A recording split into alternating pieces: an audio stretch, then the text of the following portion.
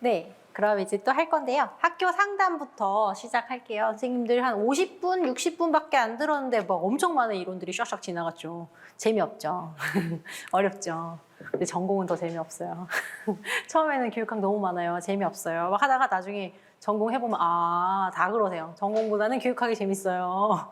전공은 내가 전공한 거니까 그래도 내가 무슨 땡땡 교육과를 나왔는데 전공자인데 되게 재밌고 할 것 같죠. 근데 하면 할수록 어려운 게 전공이고 하면 할수록 너무 깊게 물어보는 게 전공인데 교육학은 얕게 물어보잖아요. 너무 많은 게 문제야. 얕게 물어봐, 아주 얕게. 그래서 아주 깊게까지 몰라도 답할 수 있게 물어보니까 나중에는 교육학이 재밌게 느끼시거든요.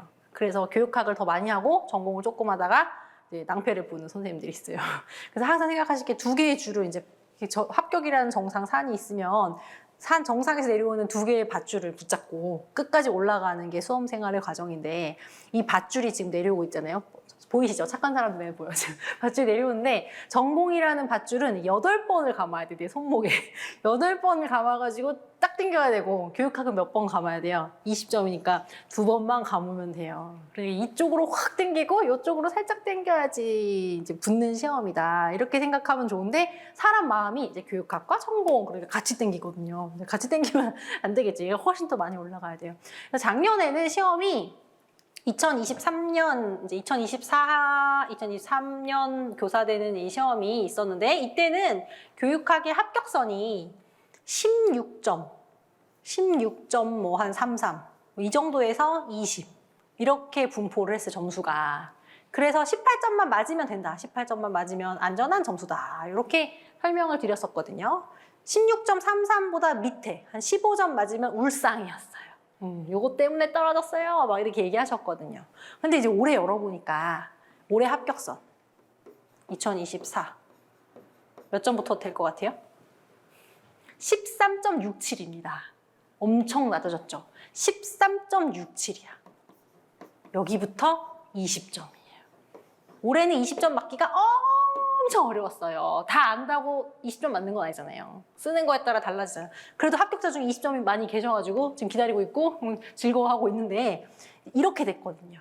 그래서 14점이나 15점을 맞은 선생님들이 이 평균 전체를 선생님들이 보실 수가 없잖아요. 이 통계가 부족하니까. 그러니까 15점을 작년에 맞으면 안 되는 거였지만 올해 15점 맞은 선생님 중에서 나 교육학 때문에 떨어졌어요. 이렇게 하면은 원인 분석을 잘못한 거예요. 그러니까 올해 15점을 맞았다는 거는 체감 작년 18점을 맞은 거야. 그러니까 안전한 점수를 받아온 거거든요, 올해는. 그래서 전공을 올려야 되는데 지금 감을 잘못 잡은 분들이 많아요. 교육학을 올려야 된다고 생각해요. 그래서 저한테 많이 오시면 감사하지만 아니라고 얘기하는 거예요. 아니야. 전공 때문에 떨어진 거예요. 15점 맞은 사람. 지금 경기도에서 열심히 2차 시뮬레이션 하고 있는 분 중에 오늘도 오실 거예요. 13.67 많아요. 말을 못해. 13.67들은 어디 나가서 말을 못해. 20점은 지금 막 말을 하고 있어. 그래서 높은 점수만 선생님들 귀에 들리고 낮은 점수가 안 들리는데 13.67부터 합격선이니까 전공 때문에 떨어지고 전공 때문에 붙는 시험이 맞다는 거죠. 그래서 힘을 적게 들이고 일주일에 한 번 정도로 힘을 적게 들이고 그 대신 꾸준하게 못 쓰면 못 받아요. 아무리 쉬어도. 그래서 꾸준하게 나가는 게 훨씬 중요하고 좀 안전하게 공부하는 게 중요하기 때문에 지금 저 초록색 입었잖아요. 책도 초록색이잖아요. 안전하게 지금 할 수 있는 일을 하자는 거예요. 학교 상담 하나하나 보겠습니다. 학교 얘기가 조금 더 많이 나오는 내용인 것 같아요. 근데 앞에 내용이랑 굉장히 많이 겹쳐서 이거 본 거잖아. 그죠? 수용 아까 봤죠? 로저스 아까 봤어. 그 내담자를 한 인간으로서 어떻게 해주는 것이에요? 존중해주는 거고요. 면접 답안에서 많이 나와요. 학생의 이야기를 존중해주면서 학부모를 존중하면서 소통하겠습니다. 수용이라는 단어가 나왔고 두 번째는 공감적인 이해. 이제 끄떡끄떡 해주고 잘 들어주는 거죠. 상담자가 내담자의 입장에서. 근데 상담자는 상담을 해주는 사람이고 내담자는 자기 이야기를 꺼내는 사람인데 학교기 때문에 상담자는 누군가 되는 겁니까? 교사, 나가 되는 거고 내담자는 학생 이렇게 생각하시면 돼요. 그래서 교사가 학생의 입장에서 마치 학생인 것처럼 이해를 해주는 것을 공감적인 이해라고 한다. 엄마가 항상 다른 아이랑 나를 성적으로 비교해요. 그러니까 다른 친구랑 비교한다는 점이 기분이 나빴구나 이렇게 들어주는 거예요. 레포 형성 이것도 봤죠? 내담자가 상담자를 믿고 서로 믿을 수 있는 분위기를 형성해 주는 것이죠. 진실성. 상담자는 내담자를 진실하고 정직하게 솔직하게 대해야 해요. 그래서 이 전체적인 내용이 다 지금 로저스가 얘기한 것을 바탕으로 하고 있다는 것을 알 수 있고 역시 레포 형성에 지금 별표가 쳐져 있다. 그래서 레포 형성은 끝까지 가겠구나. 학생들하고 잘 대화하고 하는 거예요. 그럼 레포 형성을 어떻게 할 것인가? 방법이 나옵니다. 내담자가 한 말이나 행동에 대해 상담자가 동의를 표시해요. 선생님 제가 어제 힘들었는데 힘들긴 뭐가 힘들어? 응? 다 힘들지? 고등학교 가면 더 힘들 거야. 뭐 이렇게 하면 대화가 딱 끊기게 되겠죠. 그래서 동의. 힘들구나. 우울해요. 우울하구나. 힘들어요. 힘들구나. 대부분은 들어주는 걸로 절반 이상 해결된다고 하죠. 그래서 들어줘라. 동의. 그래, 그랬구나. 그 다음에 유머가 나오는데요. 대부분 뭐 수학은 수학대로, 체육은 체육대로, 역사는 역사대로, 국어는 국어대로 훌륭한 교사가 어떤 교사인지 하는 연구는 엄청 많아요. 그러니까 직접적인 교수 행동 연구가 있고 직접적인 교수 행동은 뭐 예를 해주냐, 뭐 설명을 어떻게 해주냐, 목소리 크기는 어떤가, 뭐 학습 집단은 어떻게 구분했는가 이런 게 직접적인 교수 행동이면 간접적인 교수 행동, 그 표현되지 않는 간접적인 교수 행동이 어떻게 하는 사람이 훌륭한 교사인가 항상 나와요. 유머가 들어가는 사람이 훌륭한 사람이래요. 유머가 필요해. 없으면 배워야 돼. 그래서 상담자가 내담자의 불안을 해소해주기 위해서 가끔은 유머를 사용해줘야 된다. 애들이 봤을 때 선생님들이 너무 딱딱한 거죠. 유머 있는 선생님을 원하는 거예요. 근데 그 다음에는 객관적인 자료를 활용해 주는 것도 레포 형성의 방법이다. 연구 결과나 문헌 등 내담자에게 도움이 될 자료를 제시한다. 그래서 우울해서 온 애들에게 그래 정말 우울해 나빴어 이게 아니라 우울할 수 있어. 상담 연구 결과에 따르면 청소년 우울이 우리나라가 몇 위래 이렇게 해주는 거죠. 객관적인 자료를 사용한다. 개인 사례 제시. 선생님도 옛날에 우울했었어. 또는 선생님 제자 중에 되게 우울한 애가 있었는데 이렇게 해가지고 걔가 그거를 극복했단다 하는 사례를 제시해 주는 것도 레포를 형성하는 방법이다. 그래서 요거는 상담할 때 선생님들이 참고하실 만한 내용입니다. 상담의 기법이 나오는데요. 이해가 지금 하나, 둘, 셋, 넷, 다섯, 6개죠. 근데 오른쪽은 9개죠. 그러니까 주로 6개를 말하는데 6개를 말하기도 하고 뭐 9개를 말하기도 하고 그 상담 주제에 따라서 9개가 다 나오는 경우도 있고 안 나오는 경우도 있기 때문에 중요한 거는 이렇게 흘러가고 이거 절대 외울 필요 없는 거예요. 이런 식으로 간다 상담의 기법이. 이게 뭔지만 하나하나 살펴볼게요. 구조화하는 거는 틀을 짜는 거죠. 너랑 나랑 수요일 날 몇 시에 어디서 상담을 하자. 몇 번 정도 하자. 상담은 그렇게 처음에 약속하는 것을 말해요. 첫 번째 상담 시작 전에 상담을 왜 하는지, 목적, 방법, 방향 이런 거를 설명해 준다든지 효율적으로 진행할 수 있게 해서 상담 언제 하는 거야? 그럼 수요일마다 할 거야. 그런데 네가 힘들면 더 자주 와도 좋아. 이렇게 시작하는 것을 구조화한다고 하더라. 그럼 경청해야 되겠죠. 잘 들어줘야 돼. 상담자는 내담자의 말과 행동에 집중하고 있음을 보여줍니다. 되게 어렵습니다. 상담을 하고 학생이 앉아있는데 막 갑자기 공문이 오고 전화가 와. 내가 막 열심히 일하고 있는데 막 전화도 받아야 되고 이것도 해야 돼. 근데 그러면 안 된다는 거지. 경청. 그 시간만큼은 잘 아이들의 얘기를 들어주고 내담자가 상담에 대한 책임감을 느끼게 한다. 내가 잘 들어주면요. 열심히 들어주면요. 얘기하는 사람도 최선을 다해서 자기 얘기를 하겠죠. 상담 시간에 대한 책임을 불러일으키는 거예요. 경청을 하면서. 반영은 이제 리플렉션이죠. 그래서 내담자의 감정, 생각, 태도를 상담자가 다른 말로 덧붙여 말합니다. 돌려주는 거죠. 자기가 어떤 상태인지 잘 모릅니다. 부적응 상태에서는. 그래서 내담자로 하여금 자기가 이해받고 있다는 인식을 갖게 하는데 거울이라고 써놨거든요. 그래서 거울처럼 교사가 행동해 주는 거예요. 제가 이 책을 개정하면서 예시를 싹 바꿔버리고 새로 쓸까 하다가 그거는 제 욕심이지 공부를 또 하는 선생님들은 예시가 같은 게 편할 것 같아요. 차라리 귀에 딱지가 않는 것이 계속 기억에 남는 것 같아요. 그래서 웬만하면 예시를 바꾸지 않았고 메이저 교재에는 예시를 오히려 좀 추가했거든요. 그래서 예시는 그대로라서 아마 2번째 공부하시는 3번째 공부하시는 선생님들은 편하실 것 같아요. 저한테 아무도 먼저 놀자고 하지 않아요. 같이 놀고 싶지. 근데 그 말은 안 하잖아요. 왜 이게 불만일까? 저한테 아무도 먼저 놀자고 하지 않아요. 그럼 나도 안 놀고 싶으면 괜찮잖아요. 이렇게 투정하는 거는 놀고 싶다는 얘기잖아요. 그러니까 그 아이의 마음을 선생님이 읽어가지고 같이 놀고 싶은데 다가와주는 친구가 없어서 너가 서운하구나. 거울을 보는 것처럼 얘기해 주는 것을 반영이라고 합니다. 그 다음에는 내담자의 말을 그대로 되풀이하는 것도 하는데요. 학생이 선생님 친구들이 드디어 저에게 같이 하자고 말을 해요. 그럼 똑같이 해주는 거죠. 그렇구나. 이제 친구들이 지연이한테 같이 하자고 말하는구나. 친구들이 같이 놀지 말자고 해요. 그렇구나. 친구들이 그렇게 얘기했구나. 이렇게 들어주는 거. 그렇구나. 내용을 반복하는 것을 재진술에 해당되고요. 명료화, 내담자가 모호하게 말하는 거. 자기가 일부러 모호하게 말하는 게 아니라 자기 감정이 뭔지 잘 몰라서 모호하게 말하는 것을 상담자가 딱 듣고서 명확한 언어로 짚어주는 것을 말합니다. 선생님들 그러실 때 있잖아요. 이렇게 살다가 막 억울한 일이 있거나 좀 짜증나는 일이 있는데 막 화가 나는데 이 감정이 뭔지 모르겠는 거야. 화가 나는 건지 배신감인지 뭐 당황하는 건지 모르다가 친구랑 막 수다를 막 떨다가 뭘 먹고 떨다가 아, 내가 이게 화가 나는 거구나. 내가 이게 당황하는 거구나. 정리가 되는 경우가 있어요. 얘기하다가. 그러니까 이제 얘기하다가 정리해주는 그런 역할이라고 보시면 돼요. 내담자가 정리를 받으면 상담이 잘 진행되고 있다고 느낌을 받거든요. 그래서 학생이 선생님 저는 교실에만 오면 얼음이 된 느낌이 들어요. 자기는 그냥 교실 하면 얼음. 근데 이게 뭔지를 몰라. 그러니까 교사가 얼음이 되는 느낌이라 그게 뭔지 자세하게 설명을 해줄래. 그러면 그걸 설명을 해주다가 자기가 자기의 마음을 알게 되는 거죠. 즉시성. 즉시성은 이제 상담을 하다 보면은 계속 이렇게 의존하게 돼. 선생님 들어보세요. 선생님이 이렇게 해주세요. 선생님이 다 해결해 주세요. 다 하려고 하지만 우리 바로 지난 시간에 보듯이 결국엔 자기 문제는 자기가 해결해야 돼요. 그러니까 너무 상담자한테 엉겨 붙으면 상담자가 탁 약간 떠밀어주는 역할도 필요한데 그것이 즉시성이라고 해서 제가 쉽게 밀어내기라고 썼습니다. 선생님이라면 어떻게 하시겠어요? 그걸 왜 나한테 물어? 네가 해결해야지, 그지? 선생님이라면 어느 대학 가시겠어요? 선생님이라면 어떻게 공부하시겠어요?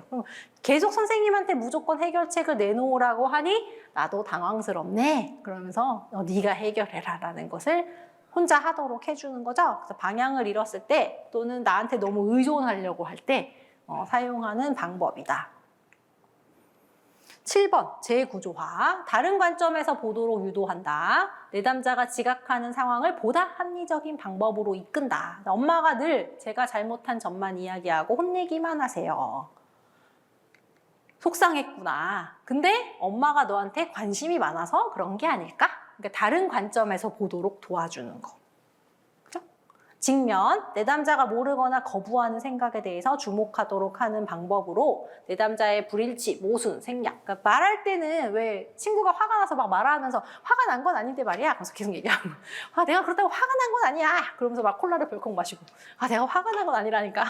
맥주 한 잔 더! 막 이러면 그럼 뭐예요? 화가 난 거지. 응? 그거를 이제 딱 짚어줘야 돼. 교사가 너 아무렇지 않다고 하면서 계속 손을 떨고 있구나. 걱정 안 한다고 하면서 지금 네가 그렇게 얘기하는 게 걱정하는 거야. 모순을 알려주는 것을 직면이라고 하더라. 해서 내담자가 자신의 문제를 새로운 각도에서 이해하도록 도와주고 결국에는 해석이 마지막이죠. 그러니까 답을 줘요.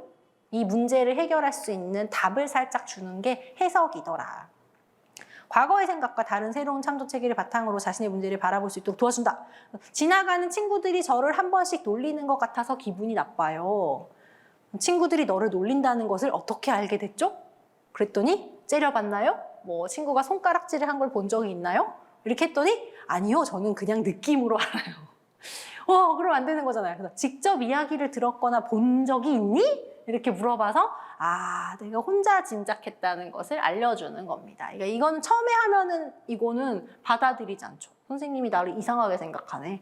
다른 상담사한테 가겠죠. 그러니까 마지막에 신뢰가 쌓였을 때 정답을 알려주듯이 그렇게 하는 거예요. 저희 반에도 이런 애가 있었거든요. 딱 어깨를 딱 스치면 제가 나한테 일부러 어깨를 스쳤다 그러고 이렇게 그냥 이렇게 쭉 쳐다보면 제가 나를 째려봤다 그러고 그러면 그런 친구들은 나중에 보면은 자기도 알긴 알아. 근데 그거를 이제 인정하는 데까지 한참 걸리는 거죠. 다른 사람하고 나하고 생각이 다르고 내가 좀 부정적으로 생각하고 있다는 것은 상담을 끝난 다음에 알게 되고 이제 계속 상담을 해보면 어릴 때 이제 뭐 피해의식이 있거나 뭐 애정 결핍됐거나 뭐 그런 게 발견되겠죠. 그래서 그런 거를 해주는 겁니다. 그래서 이러한 과정이 있구나. 정신분석학적 상담 이론으로서 학교에서 절대로 쓸 수 없는 이론입니다. 그러니까 별표가 없겠죠. 근데 상담을 얘기하면서 프로이트를 빼놓을 수가 없어서 빼지 못하고 집어넣습니다. 중요는 하다. 상담 이론에서는 무의식에 억압된 욕구를 의식하게 하여 자아 기능을 강화한다. 선생님 안에 있는 무의식을 끌어내서 이제 상담하겠다는 거예요. 프로이트의 정신분석 이론에 근거한 상담 이론으로 부적응 행동을 크게 본다 그랬죠. 아까 적응, 부적응 그 얘기했는데 왜 이 사람이 현실에 부적응을 하고 있을까요? 프로이드의 말에 따르면 무의식에 뭔가 억압된 욕구가 있기 때문에 부정행동, 부적응을 하고 있다는 거예요. 그래서 내담자가 지닌 무의식 세계를 의식화하여 문제를 치료하려는 상담 방법입니다. 그럼 무의식은 나도 모르는 거잖아요. 내가 마음대로 꺼낼 수 없는 게 무의식이죠. 그래서 이걸 어떻게 해요, 프로이드가? 사람을 재워놓고서. 그 있잖아, 선생님들 시계추 이렇게 쫙 흔들면서 자, 무엇이 레드썬 막 이러고 있잖아요. 학교에서 할 수 없다 그랬잖아요. 또는 꿈을 무의식에서 언뜻 보이는 게 꿈이죠. 그래서 꿈을 꺼내가지고 꿈을 가지고 상담을 하는 과정이라서 교사가 할 수 없고 현대에서도 자주 사용하고 있지는 않은 방법이다. 상담 과정은 무의식에서 부적응의 원인을 다시 찾아가지고 내담자한테 그 무의식으로 돌아가서 해결을 하도록 하는 거라서 주로 꿈을 많이 사용한다.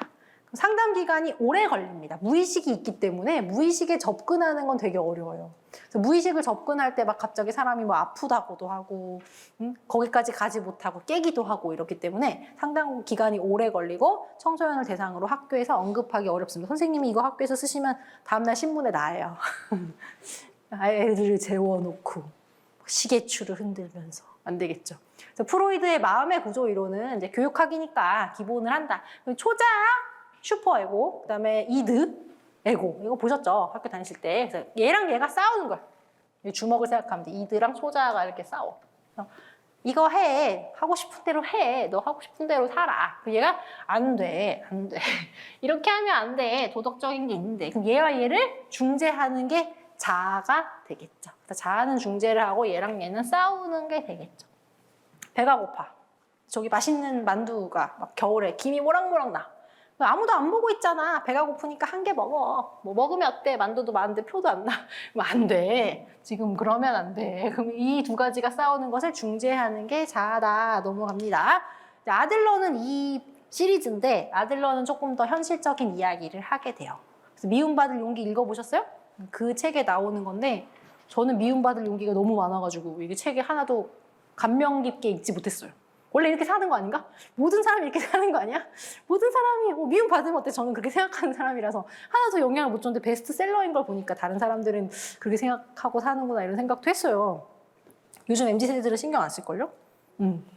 사회적 유용성의 생활 양식으로 우월성을 추구한다. 여기서는 이제 노란색만 잘 보시면 돼요. 부적응이 왜 생길까? 누구나 열등감이 있다.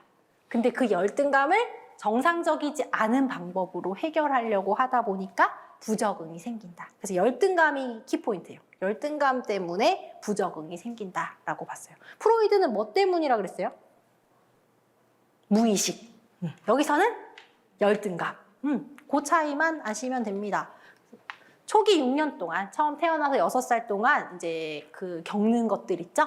그 생활 양식에 따라서 이런 열등감이 생길 수도 있고 아닐 수도 있고 초기를 되게 중요하게 생각했다는 거죠. 상담 목표는 내담자의 생활 양식을 파악해서 바람직한 방향으로 교육을 해주자.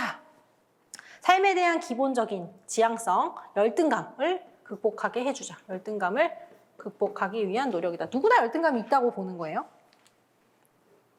생활 양식을 보시면 지배형, 기생형, 도피형, 사회적 유형형 이런 게 있는데 이제 오늘밖에 못 봅니다. 지배형을 보시면 사회 인식이나 관심이 거의 없는데 이거는 부모가 자녀를 독재형으로 양육할 때 부모가 굉장히 무섭게 이거 해라 저거 해라 이렇게 하면 아이가 지배형으로 자라게 돼요. 관심이 없어. 어차피 하라는 걸 하고 하지 말라는 거 안 하면 되니까 사회에 관심이 없고요.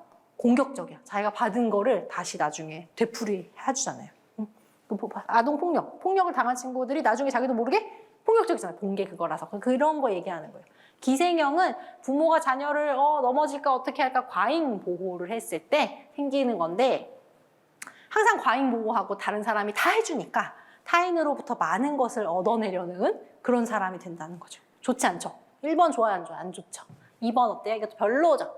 3번 도피형은 부모가 자녀의 길을 꺾어. 제가 이거 하고 싶은데요. 넌 안 돼. 하지 마. 이렇게 하면은 사회적 관심이 없고 어차피 또 하지 말라고 할 거니까 인생 열심히 참여도 안 하고 도피하는 형태로 살게 된다. 3번도 별로다.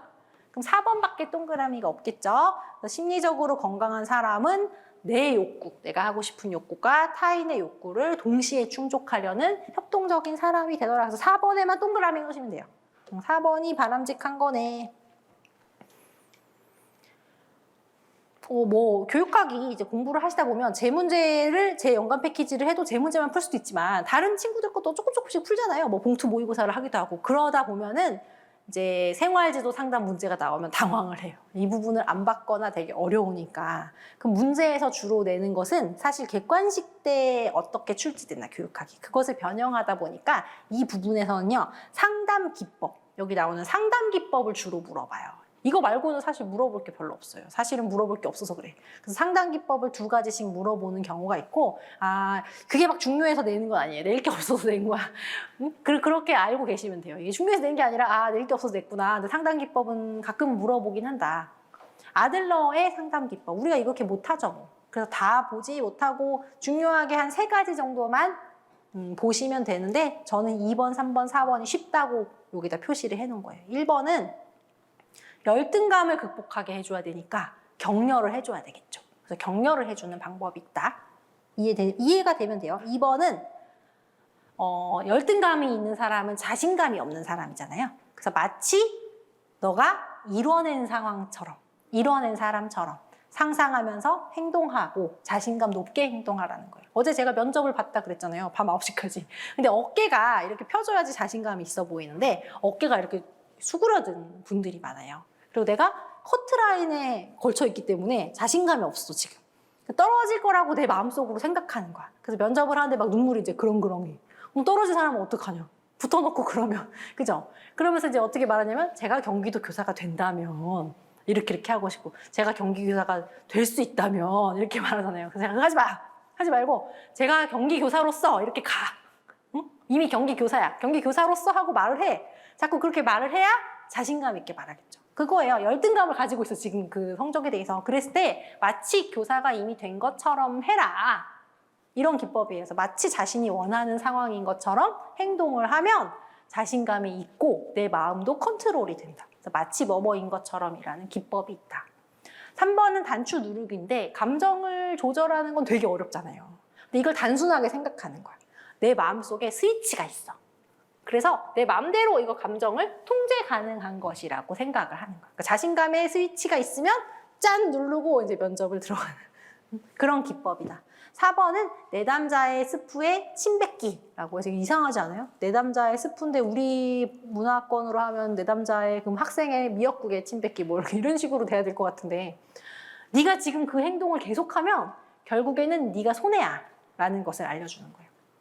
내담자의 행동이 총체적으로 손해가 되는 행동임을 분명하게 보여준다. 내담자가 더 이상 손해되는 행동을 하지 못하도록 하는 기법이다. 제 친구가 학교에서 되게 어려운 일이 있어서 상담을 받으러 갔는데, 이제 연가도 다 썼고 병가도 다 썼고 어려운 거예요. 그리고 이제 상담사한테 계속 어려운 얘기를 하잖아요. 그럼 상담사가 잘 들어주다가 마지막에 뭐라고 얘기했냐면 이 친구한테, 근데 선생님 결국에 학교로 돌아가실 거잖아요. 다른 직업 하실 거 아니잖아요. 그럼 이렇게 연가하고 병가하고 많이 하면 선생님한테 손해인 거 아시죠? 이렇게 말하는 거야. 그러니까 돌려보내기 위해서 지금 너가 하고 있는 행동이 결국에 너한테는 손해다라는 것을 닦아놓고 얘기하는 기법이에요. 내담자의 스프의 침뱉기. 이거는 안 보면 교육학이 이런 게 있는지 진짜 모르겠죠. 악동 피하기. 내담자가 자기 패배적인 행동을 고소하기 위해서 상담자도 결국 다른 사람처럼 반응하도록 상황을 조작한다. 이게 뭐냐면 이제 아이가 사랑을 못 받은 아이가 있잖아요. 부모한테 사랑을 못 받은 아이가 있어. 지금 오늘 상담이라서 너무 학교에 부정적인 얘기만 해가지고 마음이 쓰이는데 그렇지 않아요. 지금 상담이 부정적인 얘기라서 제가 갖고 있는 예 중에서 안 좋은 것만 꺼낸 거지 좋은 거 많아요. 네, 오늘은 어쩔 수 없이 안 좋은 얘기를 꺼내보면 사랑을 못 받았어요. 그러면 친구를 못 사귀어. 왜냐면 친구들이 다 나를 어차피 엄마, 아빠가 그런 것처럼 나를 무시하고 버릴 거라고 생각하는 거예요. 그럼 버려질 게 무서워서 친구를 못 사귀겠죠. 그 다음에 선생님이 막 사랑을 해주려고 그래. 선생님의 사랑을 그냥 받으면 되는데, 구김살이 없게 큰 애들은 선생님이 사랑해주는 대로 그냥 사랑을 받아. 근데 사랑을 못 받아. 왜냐하면 선생님도 나를 버릴 거라니까. 그럼 그런 애들이 어떤 행동을 할까요? 합리화시키기 위해서 선생님이 나를 버릴 수밖에 없는 악랄한 행동을 하지. 그렇게 해서 선생님이 내가 선생님 버린 게 아니라 거봐. 너도 나를 포기했잖아. 선생님이 거봐, 선생님도 나를 버렸잖아요. 이렇게 얘기하려고 자꾸 안 좋은 행동, 삐뚤어진 행동을 해요. 그럼 선생님이 거기에 말려들면 안 된다는 거죠. 악동 피하기는 애가 계속 말려들어. 자기가 원하는 결과로 다른 사람을 끌고 오려고 그런 행동을 막 하는데 그것을 선생님이 내담자의 의도를 간파하여 제가 왜 저러는지 간파를 해가지고 그 기대와 다르게 행동하는 거야. 막 난리치고 미운 행동을 하면 화를 내야지 정상이잖아요. 얘 입장에서는. 그때 가서 이제 안아주든지. 그때 가서 야, 너 화내느라고 되게 힘들겠다. 일로 와봐. 이 초코바 하나 먹고 좀 이따가 화내. 너도 힘들잖아. 이렇게 뭔가 다른 행동을 하면 이제 이 사람한테 이게 뭐지? 이렇게 되는 거예요. 그런 기법을 말하는 거죠. 역설적 의도 이런 게 있습니다. 그래서 이거 다 못합니다. 2가지 정도만 지금 체크를 해놓으세요. 선생님이 보셨을 때 지금 편한 방법이 나중에 보셔도 지금 편한 방법이에요. 근데 지금 깨끗하죠? 그럼 나중에 깨끗하죠? 그럼 나중에 다 새로 봐야 돼. 2가지 체크하고 넘어가겠습니다. 행동주의 상담 이론은요. 자세하게 설명을 안 할 건데 그 이유는 교육심리에 똑같이 다 들어있어요. 그래서 교육심리에서 또 하셔야 돼요.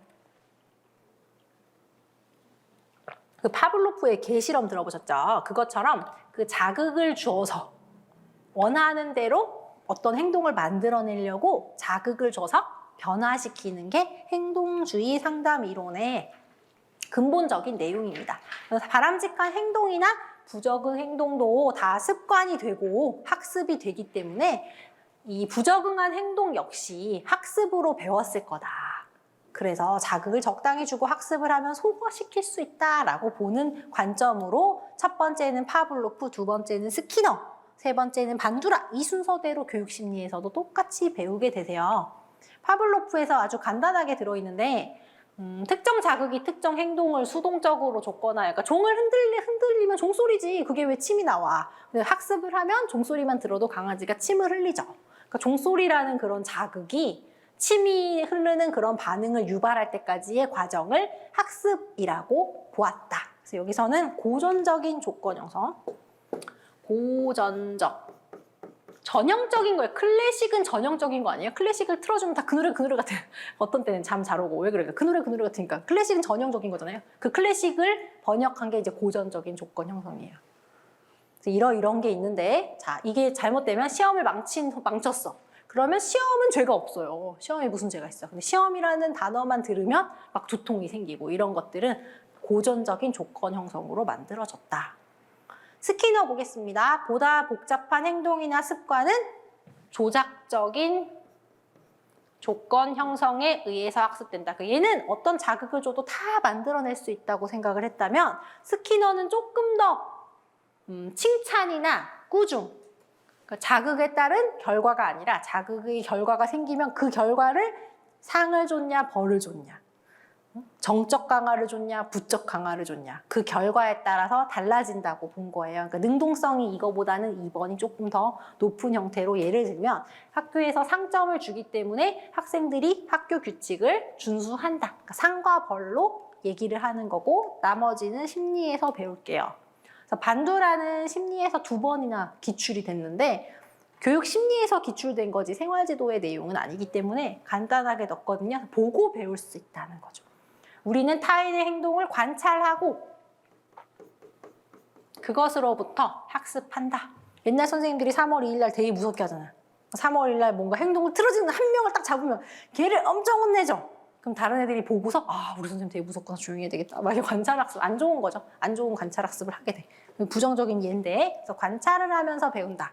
뭐 상을 줬다, 벌을 줬다, 뭐 종을 쳤다, 고기를 줬다 없다는 거죠. 자기한테 한 건 없지만 보고도 배울 수가 있다. 반대로 억제, 그러니까 학급에서 한 아이가 수업 시간에 떨다 혼이 나자 다른 아이들이 조용해졌어요. 그럼 이거는 조용해져서 억제가 됐어. 담배를 어렵게 끊었는데 다른 사람이 피우는 것을 보고 다시 피우고 싶어졌어. 그럼 촉진을 할 수가 있어요. 그래서 관찰학습은 억제를 하기도 하고 촉진을 하기도 한다. 인본주의 상담 이론은 중요하겠죠, 여기서. 그래서 노란 테두리가 생기면서 다시 그 로저스의 이름이 나타나게 됩니다. 로저스 하면 어떤 단어 생각나세요? 자아실현. 맞습니다. 자아실현. 자기가 가지고 태어난 거를 다 꺼내게 도와주는 거. 왜곡된 자아 개념을 실현 경향성과 일치하는 자아 개념으로 바꾸게 하자. 이게 번역체다 보니까 예쁘진 않는데 자아 실현을 도와주자 그런 얘기예요. 인간의 잠재력과 가능성에 대한 신뢰를 바탕으로 개인을 보는 거죠. 그래서 어제 했던 철학 중에 뭘로 연결될까요? 실존주의.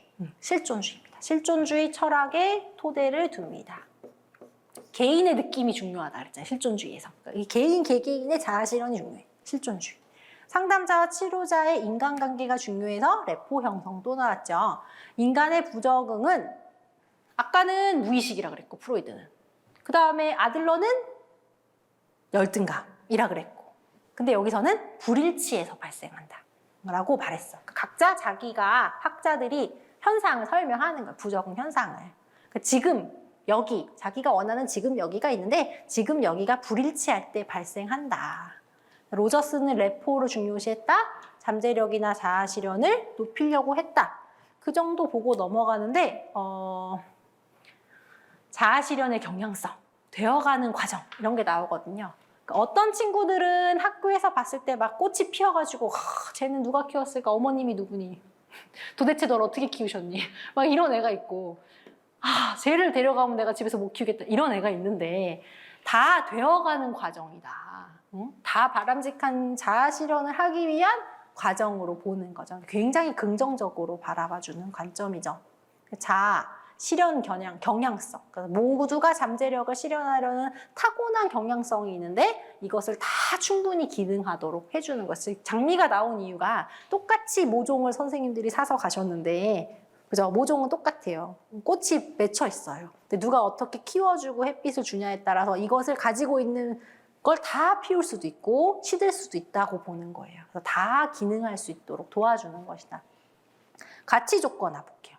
그래서 가치가 있고 없음을 규정하는 외부적인 조건. 예시를 보면 쉬우신데 기원이는 쉬는 걸 좋아하는 애예요. 원래 쉬는 걸 좋아하는데 열심히 집안일을 할 때만 엄마가 인정을 해줬어요.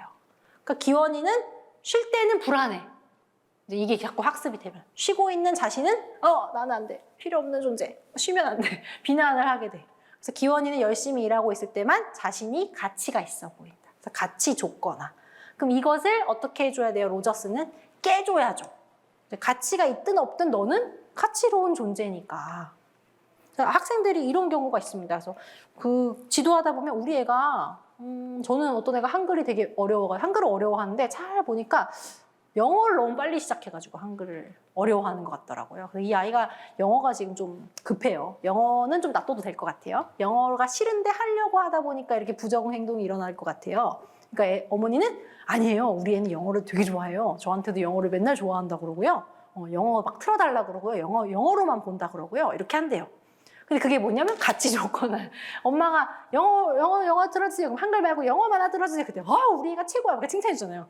걔는 그럴 때만 그렇다고 생각하는 거죠. 이것을 깨주고 우리가 해야 되는 것은 무조건 너는 중요한 존재. 가치 조건화 그것을 해제해 주는 것이 상담 기법이다. 해제해 주려면 진실성. 아까 보셨죠? 다 나와 있죠. 상담자의 진솔한 태도, 존중, 들어주고 수용해주고 너의 그 자체를 존중해주고 공감적인 이해. 상담자가 내담자의 감정에 빠져들지 않으면서도 이해해주는. 진실성 존중 정도는 외워야 된다. 왜? 기출이니까. 기출에 대한 예의로 이 부분이 기출됐기 때문에 상담기법 진실성 존중 이건 쉽죠? 잘해주자는 거잖아요. 왜 이게 나왔는가? 이제 기출을 보겠습니다. 기출에서 이제 이 부분이 똑같이 출제된 거를 선생님들이 확인하실 수 있거든요. 아까 본 그 문제. 그 문제에서 철수가 학교생활 적응을 향상시키기 위한 상담기법. 철수가 아까 문제였잖아요. 낙인이론. 철수의 학교생활 적응을 향상시키기 위한 상담기법을 두 가지 관점에서 하라 그랬는데 하나는 행동중심 상담, 두 번째는 인간중심 상담에서 각각 몇 가지씩 두 가지씩 이렇게 상담기법을 물어보기 때문에 다른 것에서도 계속 상담기법을 물어봐요. 상담기법이 말이 어려우면 그냥 상담하는 방법이라고 생각하셔도 괜찮아요. 그럼 두 가지 해주면 점수를 받는 그런 문제죠. 행동중심 상담기법에서 기법을 아까 몇 가지? 두 가지라고 해놓고서 점수가 3점. 초기 문제는 이렇게 뭐가 안 맞아요. 지금은 딱딱 맞아 점수가. 인간중심 상담에서 두 가지라면서요. 그리고 3점.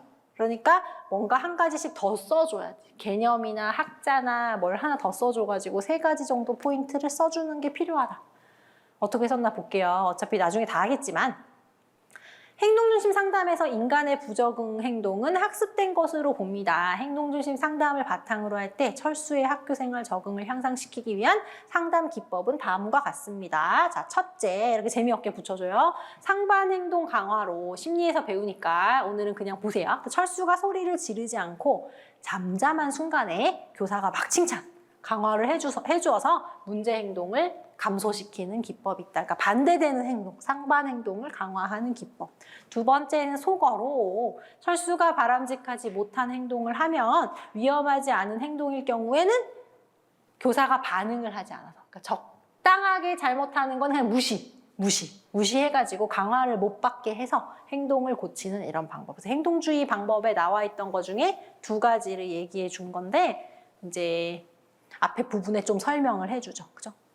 인간중심 상담에서는 인간이 잠재력을 실현하려는 타고난 경향을 지니고 있는 것으로 본다. 철수의 학교생활 적응을 향상시켜주기 위한 인간중심 상담 기법은 다음과 같다. 첫째는 존중으로, 아까 외운 거 있죠? 교사는 철수를 무조건적으로, 긍정적으로 존중하며 수용하는 모습을 보인다. 둘째는 공감적인 이해로, 교사는 상담자로서 철수의 감정을 자신의 감정인 것처럼 느낀다. 뭘 안 썼습니까? 진실성, 그쵸?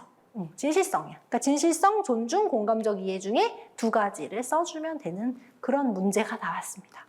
출제가. 게슈탈트 상담 이론 갈게요. 게슈탈트 상담 이론을 보면 이게 뭐야? 막 이상한 외국어가 이제 처음 보시는 분들은 막 써 있는데 이렇게 보고 나면 또 별거가 아닙니다. 막 어려운 그런 내용은 사실은 아니고 우리가 뭐 다 외울 게 아니라서 이게 도대체 무슨 소리를 하는지만 이해하면 될 것 같아요. 오늘은. 그래서 게슈탈트라는 것은 큰 덩어리를 말해요. 전체, 총합 이런 것들이 게슈탈트의 뜻이거든요. 그러니까 전체를 보고 상담해줘야 됩니다. 이 학생이 어려움을 호소하고 있어요. 그럼 이 학생의 과거, 왜 이런 문제를 가지고 있는지 과거와 현재라는 2가지를 전체적으로 봐줘야 된다는 거예요. 대부분 문제는 과거에서 이제 가지고 오게 되겠죠. 그래서 과거의 미해결 과제가 현재에 대한 자각을 방해한다. 아까 얘기했던 그 사례에서 아이가 저희 동네 학교 그 아이가 엄마 아빠가 서로 안 키우려고 했다 그랬잖아요. 그럼 그걸 자기도 알잖아요. 그럼 그 문제를 가지고 있는데 중학교에 가서 적응을 잘하기는 어렵겠죠. 그럼 중학교 선생님이 중학교의 문제만 가지고 얘를 해결하려고 하면 해결을 못할 거예요. 그 전체를 다 봐야지, 과거를. 그럼 과거의 미해결 과제, 부모가 나를 키우려고 하지 않았어. 그 미해결 과제가 현재의 자기가 잘 살려고 하는 자각을 방해한다고 볼 수가 있습니다. 그래서 게슈탈트는 여러 부분들이 연결되어 형성되어 있다. 그래서 과거랑 현재가 이렇게 얽혀 있는 거죠. 이게 한 덩어리로. 총체주의, 실존주의적 존재다. 현상학적인 존재다. 그래서 인간은 환경의 한 부분이기 때문에 그가 속한 환경, 그 아이의 배경, 환경, 이거를 이해해야만 지도할 수가 있다. 그래서 배경을 알아야 한다. 전체적으로 그런 내용입니다. 그래서 게슈탈트 전경과 배경이라는 게 있는데요. 전경은 앞이에요, 앞. 그러니까 중학교 1학년이 됐다 그랬잖아요, 이야기에서. 그럼 얘가 중1이 된 거는 앞이야. 근데 앞에서 생활을 잘 못해, 뒤. 그때 그 문제가 해결이 안 됐어. 그럼 뒤, 배경이 문제야. 그러면 부모님이 나를 버린 그 과거가 뒤에 잘 아름답게 해결이 되고 뒤로 가고 지금 중학교 1학년의 신입생 생활이 전경으로 와야 되죠. 근데 이 아이는 상처를 받았기 때문에 내가 중1이지만 과거의 그 사건이 계속 떠오르죠. 그럼 전경과 중1이라는 전경과 옛날의 사건이 배경인데 이게 뒤바뀐 거죠. 그 배경이 앞으로 오기 때문에 이 상처가 앞에 있어서 순서가 바뀌어서 지금 적응을 못한다고 보는 거예요. 게슈탈트 이론에서는. 사람을 지각할 때 전경과 배경이 있는데 전경으로 떠오른 그 과거를 해소를 해야만 이 아이가 잘 할 수가 있다. 미해결 과제라는 표현이 그런 거죠. 그래서 내 남자가 지금 여기의 삶을 진실하게 살아갈 수 있도록 도와줘야 되는데 이럴 경우에는 여기는 게슈탈트예요. 이런 기법들이 있다. 자, 빈 의자 기법. 한이 있잖아요. 지금 과거에 한이 있는 거야. 빈 의자 기법. 그래서 문제의 인물, 만약에 엄마 아빠랑 엄마가 더 이상 나를 양육하지 않기로 했는데 엄마랑 연락이 안 될 수도 있죠. 근데 엄마한테 한이 많잖아, 이 아이가. 엄마가 왜 어떻게 그럴 수가 있어? 뭐 이렇게 할 수 있죠. 그럼 그거를 풀어줘야 되잖아요. 그래서 빈의자 기법은 문제의 인물이 옆에 앉아있다고 가정을 하고 대화를 시키는 거야. 한을 풀어주는 거야. 그래서 의자를 이제 엄마가 앉아있다고 생각하고 엄마한테 하고 싶은 말을 막 해보라 그래. 그럼 아이가 이제 잘 상담을 하면 뭐 화가 나서 다 하겠죠.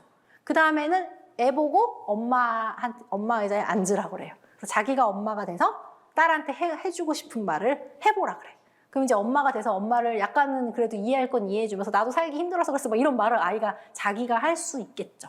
그래서 그렇게 해서 풀어주는 거예요. 의자를 바꿔서 문제 인물 입장에서 말해보게 해가지고요. 대인관계의 갈등을 해결하는데 유용하다. TV에 이런 거 있죠. TV에 보시면 막 드라마 막 이렇게 할 때 이런 식으로 문제 해결하죠. 환상기법.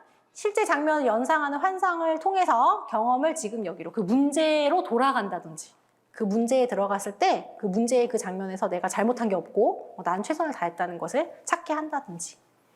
언어 표현 바꾸기. 나는 술을 끊을 수 없다. 뭐 이렇게 부정적인 언어는 나는 술을 마시지 않겠다. 할 수 있는 그런 단어로 바꿔보게 한다든지 등등이 있습니다. 그래서 두 가지 체크해 볼게요. 저는 1번, 2번이 쉽거든요. 선생님 뭐가 쉬우세요? 지금 체크하세요. 그래서 두 가지는 읽고 이해하고 나머지는 넘어가도 괜찮습니다. 실존주의 상담이론. 인간은 자유의지를 가지고 의미를 추구하는 존재다. 그래서 실존주의를 어제 배웠기 때문에 오늘 할 수가 있어요. 그러니까 실존주의가 계속 나오잖아요. 계속 나와. 실존주의는 개인의 그런 개개인을 존중해주는 개인의 느낌, 지금 여기에서의 삶, 이것을 강조하는 이론이었죠. 그래서 여기서는 부적응의 원인이 뭐냐면 지금 내 삶의 의미를 찾을 능력이 없는 것을 말해요. 의미가 없어. 어떤 뭘 하려는 것도 없어. 그러니까 실존적인 소외, 실존주의. 이럴 때는 내담자가 놓치고 있는 자기의 내면 세계를 발견하도록 나왔습니다. 소크라테스의 대화법을 사용합니다. 그래서 어제 공부한 것이 이렇게 나오는데 중요도 자체는 높지 않아서 넘어갈게요. 인지주의 상담이론으로 가서요. 인지주의 상담이론까지 하고 쉴까 합니다. 지금 보니까요. 그렇게 해도 될 것 같아요. 뭐가 남았나 살짝 볼까요? 많이 남았네요. 역시. 변두리 땅은 넓었어. 인지주의 상담 이론에서 지시적인 상담 이론은요. 내담자에게 정보를 충분히 제공해가지고 합리적인 선택을 할 수 있어요. 이 이론은 조금 현재랑 맞지 않아요. 왜냐면 부적응 행동을 하는 이유는 여기서 봤을 때는 몰라서 그렇다고 하는 거예요. 지금 정보가. 그러니까 그럼 아까 그 아이가 중학교 1학년에 적응을 못하잖아요. 그럼 그 이유는 중학교 1학년이 얼마나 중요한지 몰라서 그러고 있는 거야. 여기서는. 그러니까 몰라서 그렇다고 보는 관점이에요. 근데 그게 다 맞냐? 아니죠. 그 정보를 안다고 해서 다 받아들일 수 있는 건 아니죠. 그러니까 지시적인 상담 이론에서는 상담자가 잘 알아. 학생은 잘 몰라. 우리가 좋은 정보, 쓸모있는 정보를 줘가지고 만들어서 얘네한테 전달해줘야 된다는 수직적인 관계를 가정하고 있습니다. 이렇게 바꿔보세요 라고 말하는 거죠. 요즘 상담 이렇게 하지 않거든요. 내담자의 모든 문제에 대해서 지시적인 요소로 이렇게 해보세요. 저렇게 해보세요. 이걸 이렇게 바꾸세요. 그래서 문제 해결을 돕는 방법이니까 해석, 정보, 충고, 조언 이런 거를 한다는 거죠. 내담자의 상태를 이제 경험적으로 파악하는 것이 중요해서 이런 것들은 누가 할 수 있어요? 오은영 선생님이 할 수 있잖아요.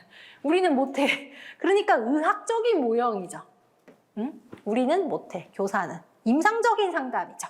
그러니까 의사가 할 수 있는 거죠, 이거는. 똑같은 말을 의사가 안 하고 교사가 하면 이상한 선생님이 되는 거죠. 그래서 요거는 좀 그런 점이 한계점들이 있다. 기술 보면요, 타협을 강요한다. 상담자는 내담자가 환경에 수능 타협할 것을 강요한다. 이렇게 해봐. 강요하는 방법. 환경을 바꾸는 방법. 원하지 않는데 강압적이죠. 적당한 환경을 선택하게 하는 방법. 필요한 기술을 습득하게 하는 방법. 그러니까 뭘 배우게 해. 태도를 바꾸게 해. 환경을 바꾸게 해. 이렇게 해라. 해라 제안. 뭐뭐 하거라. 이런 상담입니다. 그래서 학교에서는 비민주적이라는 한계를 가지고 있고요. 여기까지 할까 봐요. 합리적 정서적 행동 치료 앨리스는 초등에서 기출이 됐어요. 초등 기출이라서 중요하게 보는데 우리는 그래서 요거는 가끔 물어보기도 해요. 저도 기출이라서 논박이라는 게 중요하게 보시면 돼요. 여기서는 여기서는 부적응이 왜 일어나냐면 그 사람이 비합리적으로 행동하기, 비합리적으로 생각하고 있기 때문이라고 보는 거예요.